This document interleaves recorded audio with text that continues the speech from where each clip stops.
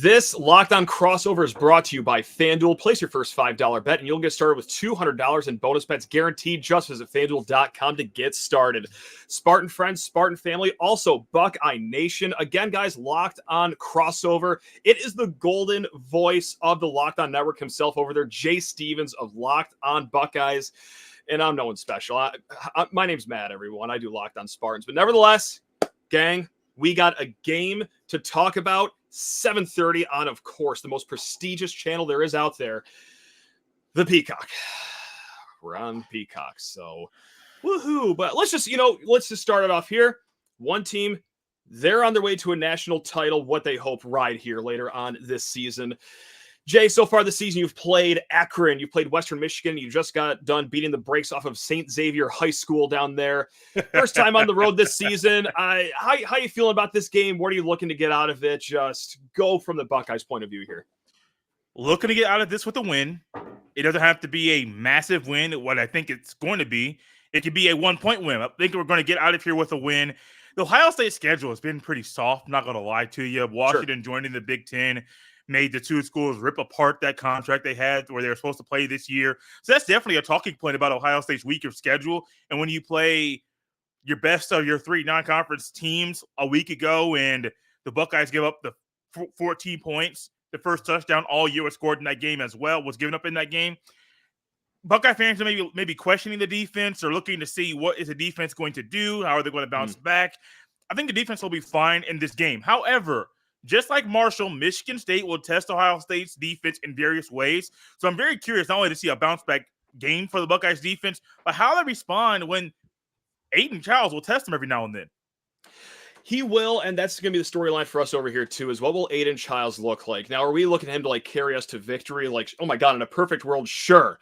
That's going to make my entire decade if they could somehow pull off a victory on Saturday. But I'm trying to be realistic. 24-point underdogs for a reason. You guys got a mini NFL roster down there in Columbus. Pretty much, yeah. We got to see Aidan Chiles take a few steps forward in his game. That has been the whole talk the last week coming off this Boston College game. He had 3 interceptions. He already had a 3-interception game against Maryland. He's been a little loosey-goosey with the ball. But he's also shown great flashes, just like you were talking about. He's live with his legs. He has good pocket presence. He can throw the deep ball. Now, the problem is that sometimes it's interception and sometimes just missing wide open deep balls. But I'm one of the people, I think a lot of State fans are like this too.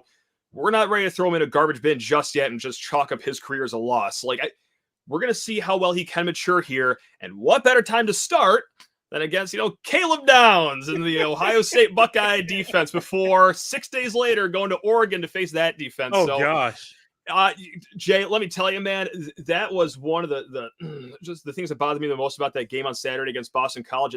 You didn't just lose, but, man, you got Ohio State and Oregon back to back. I can't think of two worse teams in the Big Ten to be facing after such a crushing victory or crushing defeat like that.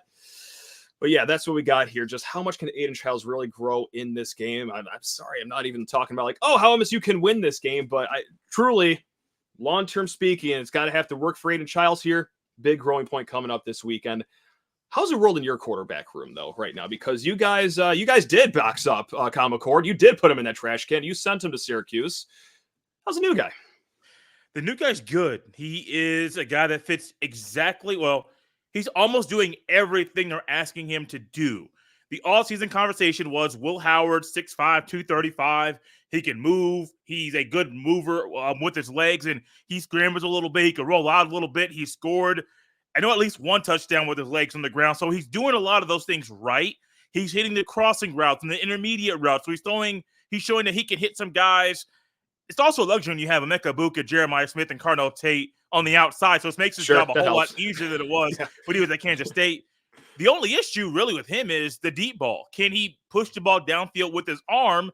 A week ago, there was a ball that he threw that was an interception. And now if Jeremiah Smith makes a better play on the ball, that may be a completion Ohio State, not an interception thrown by Will Howard. So that's just a learning thing. Early in the season, especially when you're trying to build chemistry with guys, you're going to make mistakes. Now, hopefully you can correct said mistakes down the road. Mm-hmm. But that interception, I had conversations. I think a lot of people have around Ohio State circles in regards to Will Howard going into the season. We want to see his arm strength. Can he push the ball downfield? Well, the interception is not only one that I thought was going to happen at some point. it just confirms that we can't really be all in on Will Howard's arm being able to throw the ball, the deep ball. The luxury, once again, he doesn't have to. They're literally catching like 7-yard routes and 2-yard routes, taking them 60 yards. So, like, for all the narrative about, for all the narrative and talk about, hey, push the ball down the field with your arm, how about you just let these fast guys on the outside catch the ball 2 yards on the other side of the line of scrimmage and let them run 58 yards for you? Like, that's not a bad idea either. That must be nice, just being able to just out-track beat people just like that. But just really quick, because, segment 2, I'll grill you about Ohio State, and then you'll return to favor in segment 3 here. But just broad overview here, state of the program. It's no mystery that there's some pressure down there in Columbus. You guys didn't spend, $800 million in the portal for no reason this offseason. So is it truly national title or bust, and the hot seat will crank up all the way for Ryan Day, or just give us what you need to see for Ryan Day to finally get people off his back, in your opinion? The state of what's going on right now in Ohio State, they spent the money, and right now they're in a great spot to capitalize on that investment, because if Ohio State had a loss right now, it would be to a non-conference school against a Group of 5 school, and we would be trying to burn the house down. We would not be happy, wouldn't be pleased. The luxury is with a 12-team playoff and no divisions, you can still make the conference championship and still make the playoff. So Ohio State's not in that situation. They're undefeated, and they are getting better. The offensive line, to me, which last year was a weakness early on, kind of came on later in the season. The offensive line right now on the offense, it's one of the strengths. The weakness is the tight end room, and they're still trying to build chemistry there with those guys. But, man, the offensive line, you literally played a guy at left guard, started the first 2 games with him that didn't play last year. Like, Donovan Jackson was out, didn't play till game number 3. The guy at left guard is now your swing, like, backup, rotating right guard situation. So, like, the offensive line's a whole lot better than expected early in the season. And then also defensively, they didn't give up a touchdown till week number 3. They gave up a touchdown on the scripted plays that Marshall had at the beginning of the game and then in the final minute and a half of the first half. So, realistically, Ohio State's given up 2 defensive touchdowns. Defense has given up 2 touchdowns all season long. That's not bad. Like, I literally spent shows talking about the defense and about the questions that we have looking big picture. What they have done so far isn't bad. They also have to get better to win a national championship, and I think that's going to show up very clearly on Saturday. I'm not going to wait any longer, Matt. Like, this is going to be bad, man. No, sure. So bad. Do you ever just get bored of doing your show, just like dominant win after dominant win? And like, I mean, my God, Lord knows that we have a whole list of things to talk about, even dating, to last few years, really. It must be nice doing Locked On Buckeyes, just talking about the issues with the defense after just giving up 14 points. Man, Matt, it's fun doing this show. It's fun doing the show with you. It's fun doing the Buckeye show. If I did a Spartan show, man, I'm going to pull my hair out or just fast forward to basketball season. Check this out, man. Yeah, no kidding. Yeah. But also, like, I'm just going to throw this in there. I've been waiting to see if I can do this at all. Mm-hmm. I feel bad for what's going on at UNLV because our programs right now are not going through that mess that they're going on where the adults in the room are literally lying to 18 to 22-year-old young men. That doesn't make any sense to me. Yeah. It's nasty out there. I mean, luckily, we had NIL issues last year, but right now, hey, it all seems good in the hood for the most part. But oh my goodness, I do not envy the Group of 5 schools who, that's who NIL is toughest for. I mean, it's a smaller donor base down there, and contracts just need to get put into place. But that is certainly a conversation for a wait. Maybe we'll get there during the bye week, perhaps. But Jay, in a hot second, I will grill you more specifically about your Buckeyes over there. But we got something to talk about here, man. We got America's #1 sportsbook. Take it away, my good friend. This crossover is brought to you by our friends at FanDuel. Hey, NFL fans, you can start the season with a big return on FanDuel. It's America's #1 sportsbook. So when you get a hunch in the middle of the game, you can check out the latest stats, view live play-by-play, and so much more on the same page where you place your bets. You'll get started with $200 in bonus bets guaranteed when you place your first $5 bet. All the action goes down at FanDuel Sportsbook, and make sure you go to FanDuel.com. Really quick, minus 24.5 for your Buckeyes. What do you got?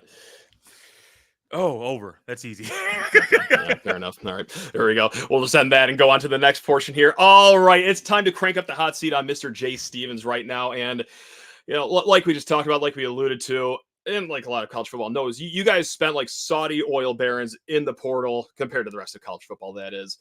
So far, of the pickups that you guys have, like who has just been dynamite right off the bat for the Buckeyes? Quinshon Judkins, number Yeah, he's one a dog. in the roster, number one in a lot of Buckeyes' hearts.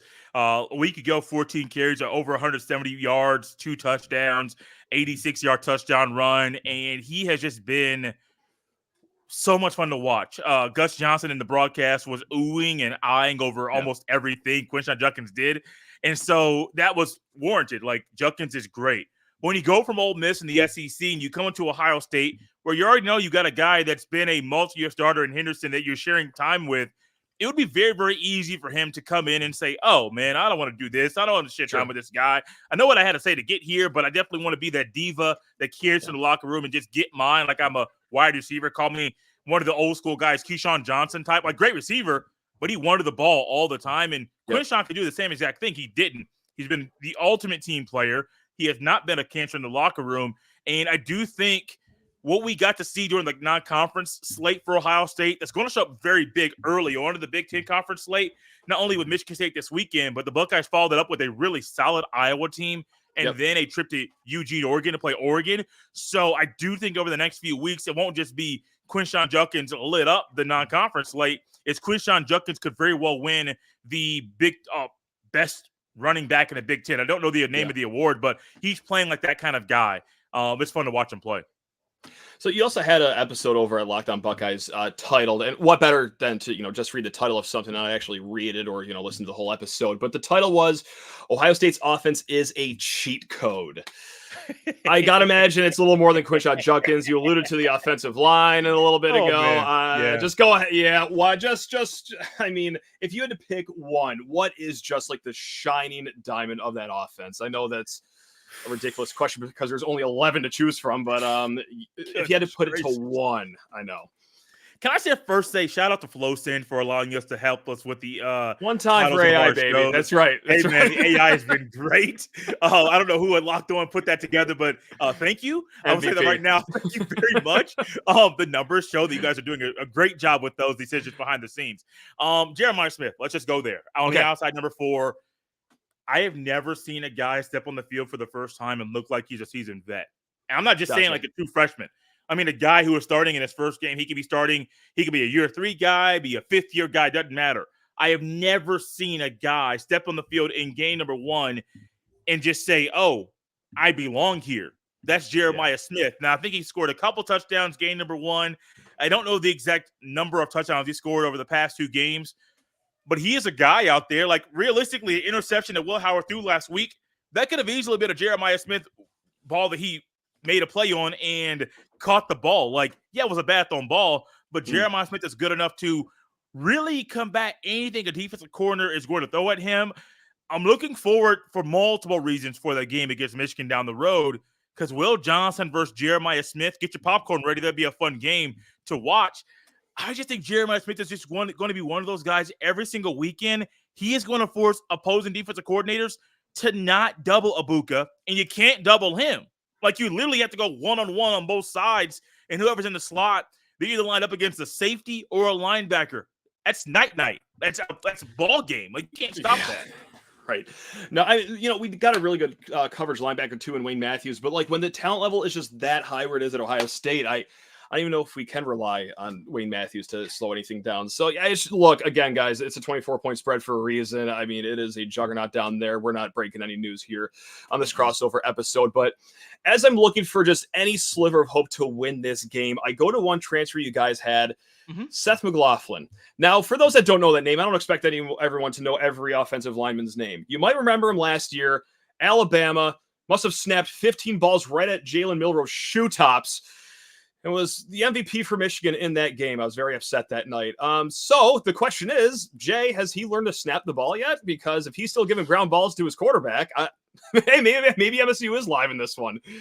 No, he has learned to snap the quarterback, and he's learned to kind of regained that confidence that he had, making him an all-SEC player previously. He's going to be an all-Big Ten guy this year. Probably, realistically, no joke, he could be an all-American. Now, granted, your platform, you're at Ohio State, so you're going to get more eyeballs that way.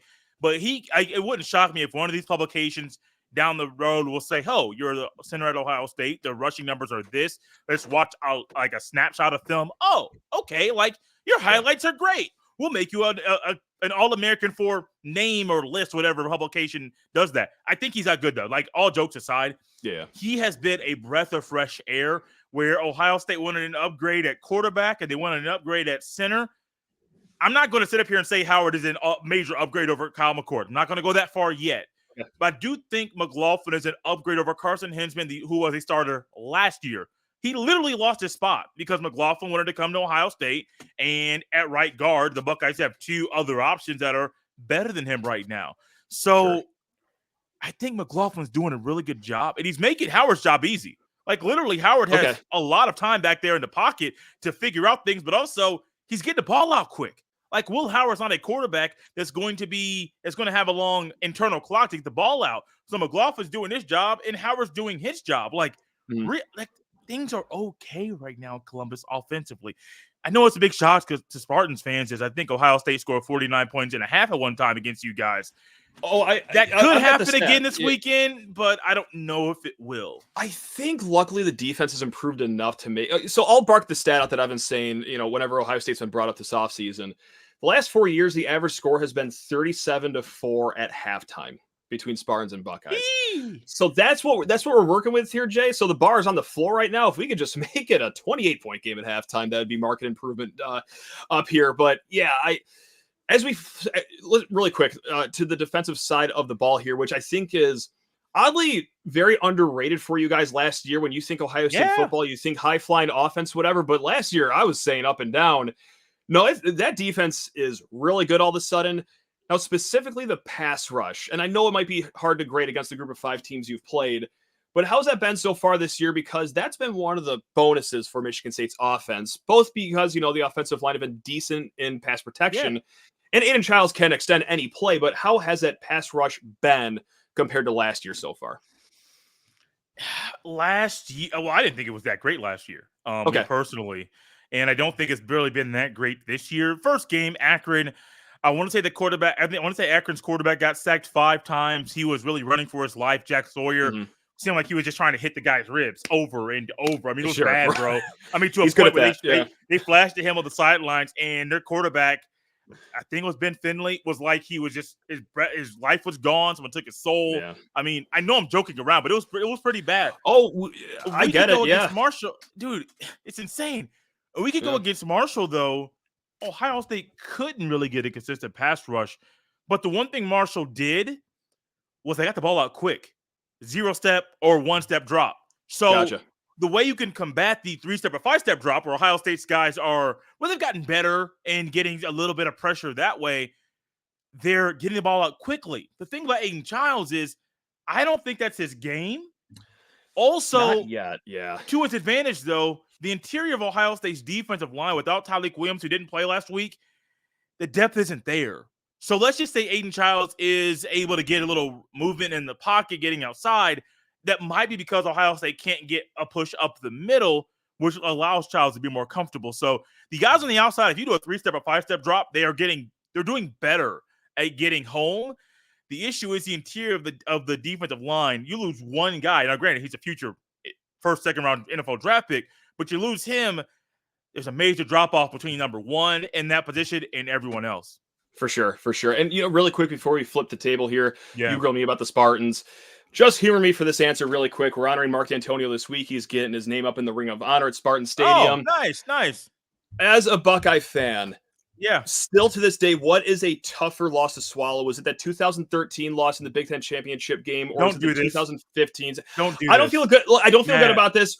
I'm about to see my team get plastered this Saturday by about 30 points. I just need this quick 10-second answer about 2 games that happened almost a decade ago. Please just humor us, Jay. What was the harder loss to swallow? 2015, bro. 2015. Okay. 2015. Okay. A little side note. I was actually about to buy tickets. I was about to buy tickets from a scalper for the second time in my life. Before that Michigan State win over Ohio State in the Big Ten championship. I just got cold feet and did not do that. Also, I would have had to find a ride home at like midnight, so I decided not to do that either. I bring up that 2015 loss. When I talk about like the toughest losses in my Ohio State fandom, which Yeah. I've been a fan for 20 years, but I really started to dive into it deeply 2013. Okay. Yeah. I remember where I was, the emotions. I'm feeling them right now when a kick went through. What I did after that game, I normally watch ball until midnight when I can. Yes. I didn't. I ended that day, ended that game. I went to my bedroom, did not come out until the morning like a little kid. That one still stings. And that idiot kicker with that idiot celebration pisses me off, man. Yeah. You didn't have to bring this up. I keep this up inside. This is all your fault. Oh boy, I think I've just ramped up the temperature for this next segment here. I do, but I don't feel good about that because I do like you, Jay. I feel horrible I bringing like up you the too, bad man. moments. I do. I like you a lot. But you've had a decade after that of just, I would say, okay football down there. You know what? We're going to talk about the Michigan State side of things here, not just the great 2015 game. I'm sure Jay has a whole lot of questions about that game still. But first, guys, you need to talk your ears off about PrizePicks. Yes, PrizePicks. We're talking America's #1 daily fantasy sports app with over 5 million active members. PrizePicks is the easiest and most exciting way to play daily fantasy sports. All you do is pick more or less on 2 to 6 player stat projections and watch the winnings roll in. Guys, for example here, one Caleb Williams passing yard gets you 1 win on PrizePicks every week in September. They are giving you chip shots. That is right. Only 1 yard gets you an automatic win every football weekend in September. 4 weeks of free W's. Well, only one left right now. Don't miss the deal on PrizePicks because it's gone when September ends. And you could win up to 100 times your money on PrizePicks with as little as 4 correct picks. I've been hammering my Lions, as you guys all know. I'm a Lions fan. Amon-Ra St. Brown treated me very well on PrizePicks over the weekend. Thank you very much, Sun God. Now, guys, hey, we want you to get in on the action. Download the PrizePicks app today and use code LOCKEDONCollege. That's all one word, LOCKEDONCollege, and get $50 instantly when you play $5. That's code LOCKEDONCollege on PrizePicks to get $50 instantly when you play $5. You don't even need to win to receive that $50 bonus. It's guaranteed. Guys, it's PrizePicks. Run your game. All right, Jay, I'm ready to talk about my Spartans. We got about 5 guys that can still play because everyone else is dead. They're injured. But let's try to get through this, man. Let's do it. Let's go back to Aidan Chiles, man. I still am enamored by the guy that I view as a dual threat quarterback. A lot of people, I think you even view him as a dual threat quarterback, and he does a lot of things well. Homie keeps throwing the ball to the other team. Loves to do it. Yeah. Like, what's going on with his brain? I know they have a different color jersey. Maybe he thinks, oh, they're still on my team. We're all in this together. What's going on, man? So some of it's just straight up inaccuracy, like just bad throws. And that could also, maybe be muddied with some miscommunication. Like there was a pass last week he threw to the outside shoulder. The guy's turning around on the inside and, well, okay, clearly something went wrong there. That also happened against Maryland, too. Ball passed deep in the end zone. He threw it up the seam. Oh, no, I'm sorry. The guy cut to the middle of the seam. He threw it more towards the pylon. Yeah. Well, there you go. That's interception. Now, what is ridiculous sounding, but I really think there is some credence to this, is that, like, his physical tools, he's kind of playing how I played Madden back in the day. And if anyone has watched me play Madden, which is only about 3 people in the whole entire world, but when I'm playing Madden 07 with Mike Vick, I get this dual threat quarterback. I'm scrambling. I'm just making the hero play whenever I can. And oh, no. There's the 5th interception I've thrown of the day. It's toning down a lot of that. And you saw that at the end of the Boston College game. What would have been a game-winning drive, they were, okay, chunk yard. Instead of just swallowing the ball and just, overthrowing it out of bounds or just taking the check down, try to play hero ball, try to fit it inside of double coverage window 45 yards downfield. He overthrew it, which is another problem that he has so far. I think that'll get fixed, hopefully. But, yeah, it's a combination of just inaccuracy, some miscommunication early on, and just being, it sounds ridiculous, too physically gifted to where he thinks he can make every play. And you boil it all together, I call it cocktail growing pains, Jay. That's the buzzword we've been using on Lockdown Spartans here. So it's every drop accident. Oh my God, exciting though. I got to tell you, you don't know what you're going to get. It is Russian roulette out there. No, you don't. I also know that from what I've seen, and I haven't watched every snap like you have. However, the things that I have seen, it's not only will Chiles throw the ball away to you, y'all fumble quite a bit. I think it's 3 fumbles given up in 4 games. It's not a good formula, bro. First game was rough. It was 3 turnovers inside the red zone right off the bat for the FAU game. Not good. we are playing with greased footballs over here in East Lansing. That has not been great, and that's something that's really snake bit us here for the last few years. We're trying to just get that out of our system as a program. But when it comes to carrying the ball, it even goes before that being a problem here. I don't know if you're going to ask about this, but I'll just give it to you anyway. Have not been confident in Michigan State's run game so far this year. We got a transfer running back, Kayron Lynch-Adams. Like, he's been fine. Like, he's got that Isaiah Pacheco run with, a pissed off attitude every single time he gets the ball. But here's a stat that I've been saying a few times this week on Locked On Spartans. Pro Football Focus has the Spartans last week, 4.3 yards per carry, 4.7 yards after contact. More yards after contact than per carry. That means we're getting hit in the backfield a whole lot, Jay. And that's been an issue from game one against Florida Atlantic, was also kind of an issue against Maryland. There was even times against Prairie View A&M, Jay, where we've had some issues with contact in the backfield. So that's also why Aidan is getting shouldered with a lot to do. He had to throw the ball 40 times last week against Boston College in the driving range just because hope is dwindling in the run game. It's not just me being cranky. It's the offensive staff also seeing this too. So longer answer than you probably bargained for. No, you're fine. I want to it's so much negative, like turnovers and Childs and inaccuracy. And then you the see run the upside game of and Chiles. more yards per carry, better than whatever. I'm so confused. The words. A lot of contact. Yeah. What's positive about this team? Yeah, Aidan Chiles. Yeah. Okay. You know what? Because it is truly, you live and you die with him. Like, there are some plays you're thinking, like, there are only 4 quarterbacks in college football that could do what you just did right there, young man. You see the greatness, and that's why, like, I'm not all out on him, and I think a lot of State fans are where I'm at. There's some that are panicking and saying, you got to go to the backup, but physically, it's amazing. He has some zip on the ball, something that we haven't seen in East Lansing in quite some time, but it's also who he's throwing the ball to. Didn't see him last week. It's true freshman Nick Marsh. You got your Jeremiah Smith down there. Yeah. We got a great, shiny 6'4" toy out of River Rouge here right outside of Detroit. Nick Marsh has been stellar in his time here, especially against Maryland, where it seemed like he almost racked up 500 yards in that game. But so you see Aidan Chiles, his glimpses of greatness, why he was overall the number 2 ranked transfer quarterback in the offseason. And then, Montorie Foster, solid after a rough first game. Jack Felling, you got him going last week out of the slot, which I thought was nice of them.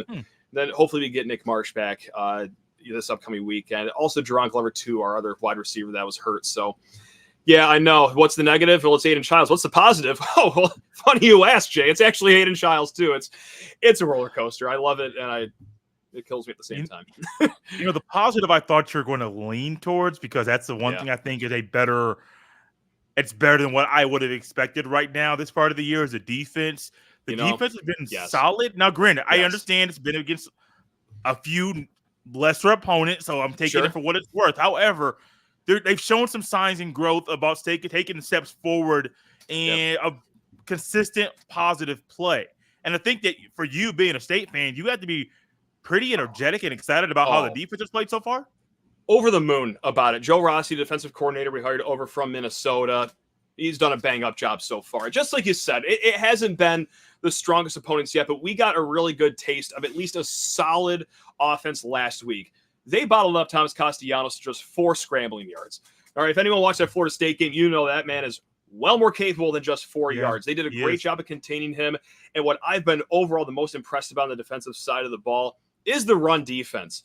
We lost our starting 2 tackles in the transfer portal at midnight in the spring. It was Simeon Barrow and Derek Harmon. They leave. You're thinking, okay, well, there goes our strength. The run defense, hopefully they can just hold their head above water here the entire season. And so far, 3.1 yards per carry. That's 19th best in the nation. So last week was the best test so far. They played some very new offensive lines to start the season. Last week, okay, Boston College, I'm not going to say it's a top 10 run game, but they're established. And they did just enough to make Michigan State competitive in that game, despite 3 turnovers in that game. So, yeah, I really have been very positive about the defense. Same with the pass coverage, too. Of course, this will be the test of all tests coming up this Saturday. If the run defense can slow down at all or just mitigate the damage Ohio State can do, I mean, God, you're going to feel really good about more games down the pike, like the Iowas, the Michigans. So, like what we're seeing, massive test coming up this Saturday to see how good we could truly feel coming out of Saturday. So, Matt, I'm going to throw it back over to you here really quickly as we end up in the show. But I'm also going to provide you didn't ask me for this, but it's going to throw it at you. A little score prediction. I've been trying to go over this in my head for a while, and Will Ohio State score over 50 points? Will they score under 50 points? Yeah. I have respect for Michigan State's defense. I do understand limitations that State has offensively. But when a defense is playing as solid as Michigan State is, I think that they may confuse the quarterback, Will Howard, and maybe make him be more of a 62% passer than I think he was 80% a week ago. I got Ohio State winning 42-10. I'm not sure who was going to score on Michigan State. I just think they're going to score at least score one touchdown. But I got 42-10, a 32-point win, and Ohio State should be feeling pretty good about themselves after their Big Ten opener. Yeah, this should be no secret to State fans. I couldn't be less confident about a game. So I'm actually going to put the number right on the spread of 24 points. I'm going to go 41-17. So that's what I'm going to go with right here. And I hate, doing the chalk thing of just, guessing the spread right on the dot. But earlier today I wrote the score down and I was like, wait, hold on. See if I can do some MSU math right here. That is 24 points. So yeah, that's what I'm what I'm guessing. Just or not. Vegas knows what they know, man. They get it right on the nose more times than you'd think. So yeah, I think it'll be 41-17. But you know what? Walking out with our heads held high because it won't be 37-4 at halftime, hopefully. So that's we can't do this all the time in the Jonathan Smith era, but look, if there's ever time to take moral victories, it's just seeing if you've closed the gap even a little bit with a team like Ohio State. So that's what we're looking for here this Saturday. Guys, people that are listening to this or watching this right now, Matt and I have done numerous shows over the past few years. Oh yeah. He has never brought up that 2015 Michigan State win ever in any show we have done. I know. He can slide it in during a basketball conversation, but he doesn't. I just don't think that was correct. And I hope that Ryan we'll Day, edit that out. On the it's coaching okay. staff just takes all the aggression out on Michigan State this weekend, so I can feel better about having an incorrect score. It's just, Michigan State got beat down. Why? Because Matt brought up that loss on this show. That's true. I'm being sarcastic, but no, come on. That is one of those losses that really, really hurts me, man. All of them, that one hurt. There's that 2019 Clemson loss. Sure. State loss. They're right up there neck and neck, man. I'm sorry. Well, now Ryan Day is going to unleash a hell so unholy that they're going to cancel the halftime ceremony. All because he listened to the 18-minute mark of this crossover episode here. Locked on Spartans and Locked on Buckeyes. So Ryan Day never misses an episode. Come on there. So guys over there, that's Jay Stevens, does fantastic work over at Locked on Buckeyes. Again, my name's just Matt. I just do Locked on Spartans. That's what we do here. But we both do this 5 days a week here in the Locked on Podcast Network. Guys, hey, enjoy your Saturday. Good luck, subscribing to Peacock and everything or finding an illegal stream. I didn't say that. But hey, guys, until next time, take care of yourselves.